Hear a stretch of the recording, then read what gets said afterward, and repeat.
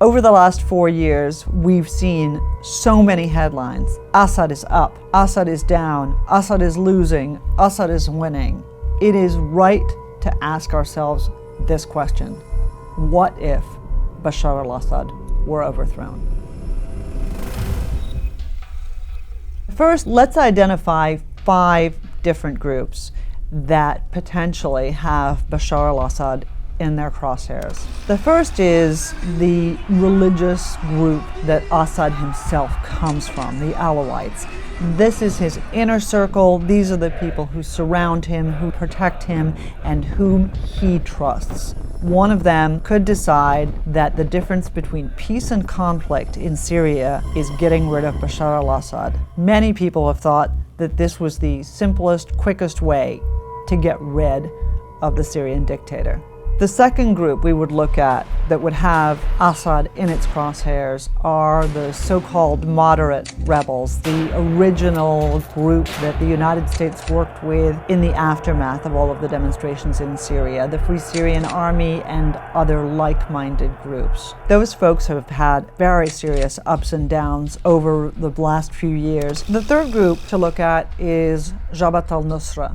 The al-Nusra Front is a part of, pledged to al-Qaeda. It is receiving support from a variety of Gulf countries. It does hold territory along with some other groups, and it certainly has Bashar al-Assad in its crosshairs. They've been on the ground for a long time. They've got good connections into opposition groups inside Syria. They may well have good tentacles into the Syrian military, and it is not crazy to think that they could have a shot at getting rid of Assad themselves. The challenge for Jabhat al-Nusra is that even if it is able to take more ground, even if it is able to tear away at the Assad regime, it has a challenge from yet another group that's been targeting Assad, and that is ISIS. Probably the most famous group that we talk about when we talk about the conflict in Syria. The truth is that you don't see ISIS targeting the regime very aggressively, and you don't see the regime targeting ISIS very aggressively. Why? Because they're all interested in getting rid of everybody else and then presenting to the world the option: here, Assad or me, ISIS or me. That's what they're looking for, is to create a black and white situation on the ground in which the world will be forced to choose. And theoretically, the West will choose Assad and the Arabs will choose ISIS.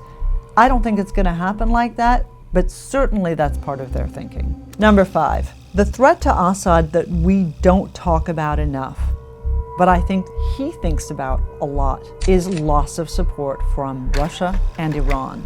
The day that Vladimir Putin and Ayatollah Khamenei decide that Assad has become too much of a liability is the day that it looks like he's losing. And they will then seek to gain back whatever strength they can by constructing another Alawite regime, an identical regime to the one that exists in power right now, but without Bashar al-Assad at its head. One of the things we seem not to talk about anymore is Bashar al-Assad taking himself out, going into exile. That is less and less likely because Assad himself is going to become such a burden to the country that takes him in. He is, for the Syrian people and for so many others, a war criminal.